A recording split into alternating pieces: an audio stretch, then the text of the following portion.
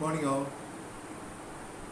Little flower convent high school reverend principal പറഞ്ഞത് പ്രകാരം doctors ഡേയുടെ ഭാഗമായി ഒരു സന്ദേശം നൽകുവാനാണ് ഞാൻ ഈ വീഡിയോ ചെയ്യുന്നത്.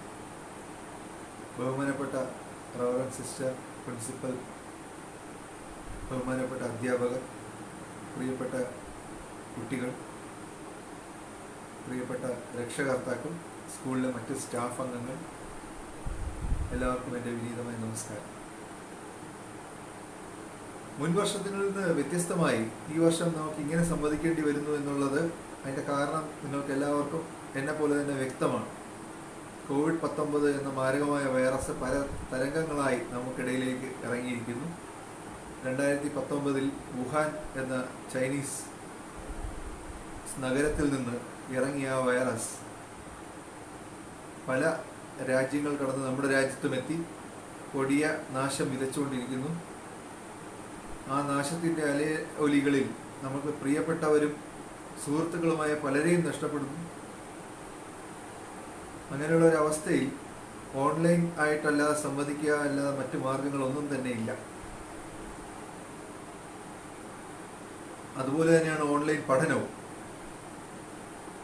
സ്കൂളുകൾ ഓൺലൈൻ പഠനത്തിന് കാണിക്കുന്ന ശുഷ്കാന്തിയും ത്യാഗവും മനസ്സിലാക്കി കുട്ടികൾ അതിനോട് സഹകരിക്കുകയും ഈ ഒരു ഓൺലൈൻ പഠനത്തിൻ്റെ സൗകര്യം പ്രയോജനപ്പെടുത്തി അവരിലെ പഠനത്തെ തേച്ചു മിനുക്കണമെന്ന് തന്നെയാണ് എൻ്റെ അഭിപ്രായം.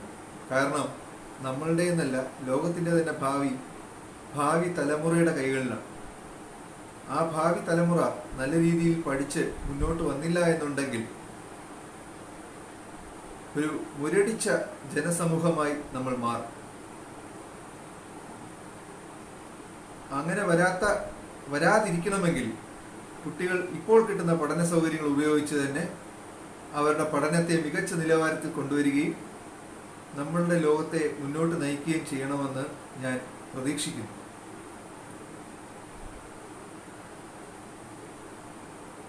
ഡോക്ടേഴ്സ് ദിനവുമായി ബന്ധപ്പെട്ട് പ്രധാനപ്പെട്ട സന്ദേശം നൽകാനുള്ളത് COVID-19 കുറിച്ച് തന്നെയാണ്.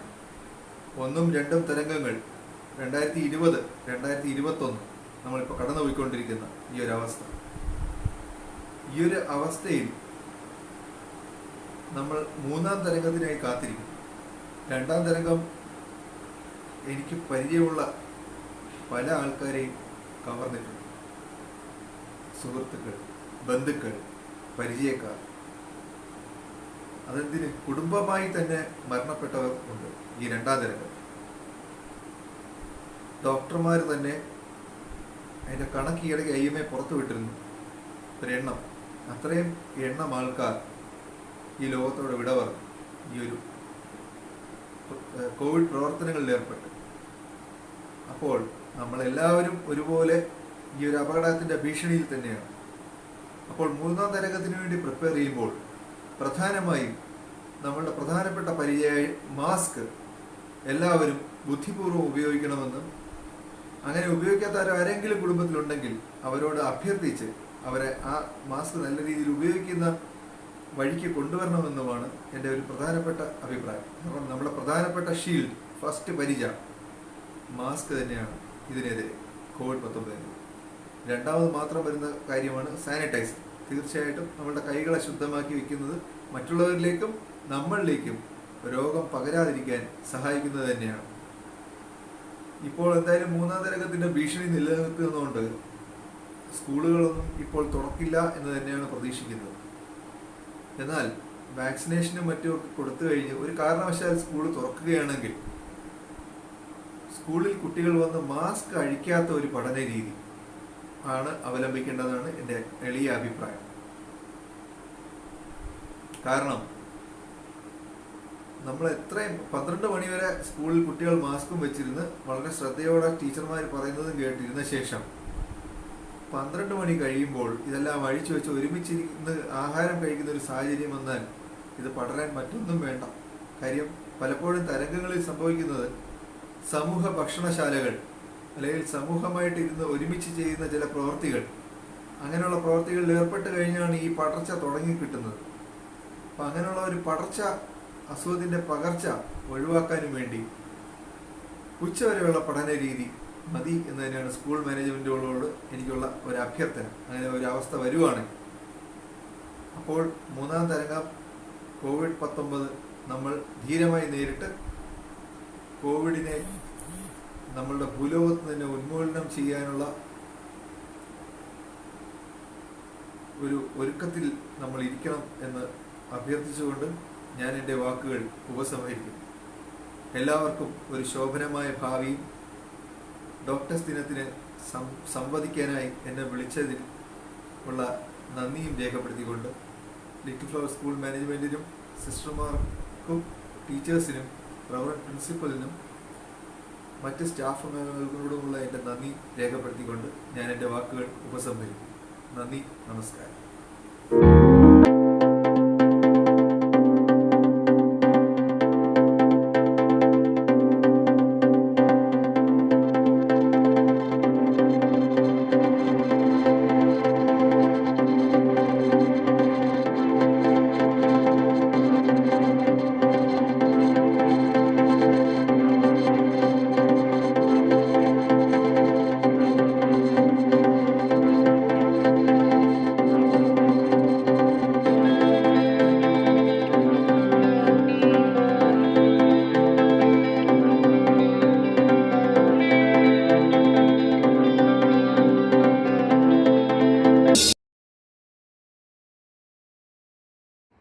Good morning, sisters, teachers, parents, and my dear friends. I am standing before you to speak a few words about Doctors' Day. The first Doctors' Day was celebrated in India in the year 1991, July 1st. In India, the National Doctors' Day is celebrated to honor the legendary physician and the second Chief Minister of West Bengal, Dr. Bidhan Chandra Roy. He was born on July 1st. 1882 and died on the same date in 1962. We celebrate this day to show our respect, love and affection to the doctor. Doctor is a god in our life. We have very much faith on them. So we celebrate this day as National Doctors' Day to show our respect to them. My speech is just a way to communicate the feeling of everyone of us to the community of doctors who not only help us in our everyday life but also have made relentless effort towards achieving remarkable improvement in the medical field. I wish all of you to a happy International Doctors' Day. Thank you.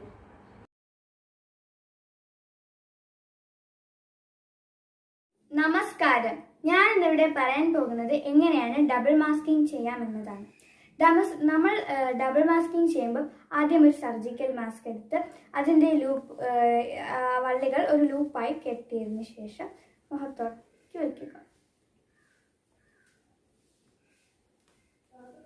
അതിൻ്റെ ഇവിടെ മൂക്കിൻ്റെ ഇവിടെ ഒരു സ്ട്രിപ്പുണ്ട്, അത് കറക്റ്റായിട്ട് വയ്ക്കുക. എന്നിട്ട് നമ്മൾ അതിൻ്റെ കൂടെ ഒരു തുണി മാസ്കാണ് വെക്കേണ്ടത്. ഇങ്ങനെ വയ്ക്കുന്നതിനെയാണ് ഡബിൾ മാസ്കിംഗ് എന്ന് പറയുന്നത്. അഥവാ എന്തെങ്കിലും കാരണം നമുക്ക് മാസ്കിൻ്റെ മുൻഭാഗത്തൊക്കെ തൊട്ട് ഇങ്ങനെ ചെയ്യേണ്ടി വന്നാൽ ഉടനെ തന്നെ കൈകൾ സോപ്പോ സാനിറ്റൈസറോ കൊണ്ട് വൃത്തിയാക്കേണ്ടതാണ്. N95 നല്ല ക്വാളിറ്റിയുള്ള N95 മാസ്കാണ് വയ്ക്കുന്നതെങ്കിൽ അതിൻ്റെ കൂടെ ഒരു സർജിക്കൽ മാസ്കിൻ്റെ ആവശ്യമില്ല. അഥവാ എന്തെങ്കിലും ആവശ്യം കാരണം വയ്ക്കേണ്ടി വന്നാൽ N95 മാസ്ക് വെച്ചിട്ട് അതിൻ്റെ പുറത്ത് നമ്മൾ സർജിക്കൽ മാസ്ക് വെക്കേണ്ടി വരിക. എന്നാൽ മാത്രമേ അതിന് ഫലമുള്ളൂ. ഇങ്ങനെ വയ്ക്കുന്നതിന് കൂടുതൽ ഫലമുണ്ടെന്നാണ് പറയുന്നത്. കൊറോണയെ തുരത്താനായി നമുക്ക് ഭയമല്ല, ജാഗ്രതയാണ് വേണ്ടത്. നമുക്ക് മാസ്ക് വയ്ക്കാം, കൈകൾ ഇടയ്ക്കിടയ്ക്ക് സോപ്പോ സാനിറ്റൈസറോ ഉപയോഗിച്ച് കഴുകാം, പിന്നെ സോഷ്യൽ ഡിസ്റ്റൻസ്. ഇത്രയുമാണ് നമുക്ക് കൊറോണയെ തുരത്താൻ വേണ്ടത്. Stay home, stay safe. Hello കൂട്ടുകാരെ, ഈ മഹാമാരി കാലത്ത് നമ്മുടെ കൈകളിൽ ഏറ്റവും അത്യാവശ്യമായി കരുതേണ്ട ഒരു കാര്യമാണല്ലോ സാനിറ്റൈസർ. അപ്പോൾ ഇത് എങ്ങനെ ശരിയായ രീതിയിൽ ഉപയോഗിക്കാമെന്നാണ് ഞാനിവിടെ അവതരിപ്പിക്കുന്നത്. ആദ്യം സാനിറ്റൈസർ നമ്മുടെ കൈവെള്ളയിലേക്ക് ഒഴിക്കുക. അതിനുശേഷം നമ്മുടെ 2 കൈവെള്ളയും ചേർത്ത് നന്നായിട്ട് ഉരയ്ക്കുക. അതിനുശേഷം നമ്മുടെ വിരലുകൾ ചേർത്ത് പിടിച്ച് നന്നായി ഉരയ്ക്കുക.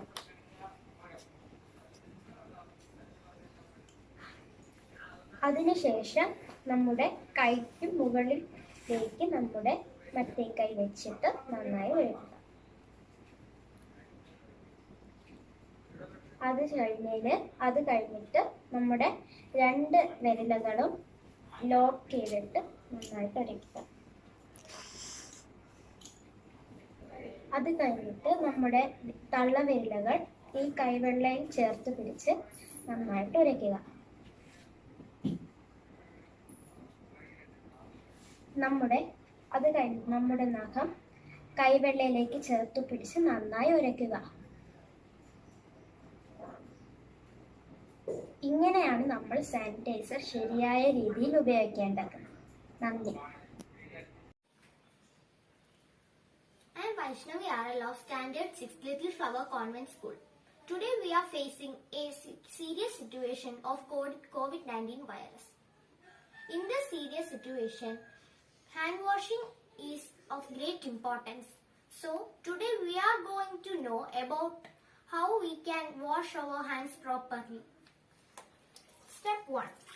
Wash your hands with clean water. Step 2. Apply a few drops of hand wash or soap to your hands. Step 3. Rub hands palm to palm.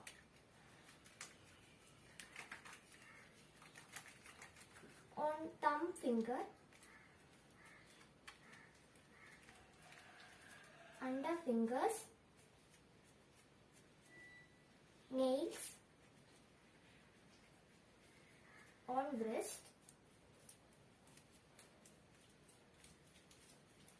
Step 4. Rinse your hands with clean running water.